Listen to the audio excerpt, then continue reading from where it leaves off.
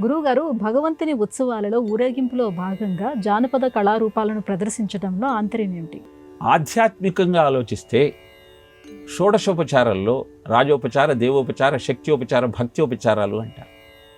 వాటిల్లో నృత్యం దర్శయామి, గీతం శ్రావయామి, ఇలా నృత్యాన్ని గీతాన్ని ఆ స్వామికి ఉపచారంలో భాగంగా అందించటం ఒక విషయమైతే, లౌకికంగా సామాన్యమైన ప్రజలకు రామాయణ, భారత, భాగవతాది గ్రంథాలలో ఉన్న ఇతివృత్తాలను నాట్యాల రూపంలో ప్రదర్శిస్తూ భగవద్భక్తిని వారిలో పెంపొందిస్తూ, జానపద కళారూపాలన్నీ భగవద్భక్తిని ప్రేరేపించేటువంటి విన్యాసాలే అన్న విషయాన్ని జనబాహుళ్యానికి అందించటం కోసమే అనేకమైన జానపద కళారూపాలను ప్రదర్శించడం జరుగుతుంది.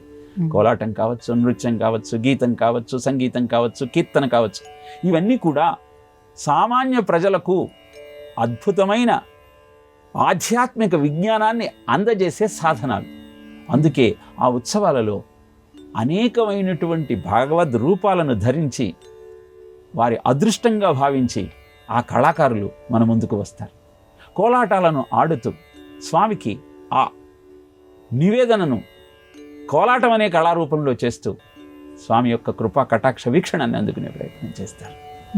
ఇలా ప్రదర్శించే కళారూపాల అన్నింటికీ లక్ష్యం ఒక్కటే, భగవద్భక్తిని తాము అందుకుంటూ ఆ స్వామి యొక్క కటాక్షాన్ని కోరుకుంటూ ఆ విషయాన్ని నలుగురికి తెలియజేసి సమాజమంతా భగవత్కృపతో సుఖశాంతులతో వర్ధిల్లాలన్న ఆలోచనే ఈ జానపద కళారూపాలను ప్రదర్శించటంలోని ఆంతర్యం.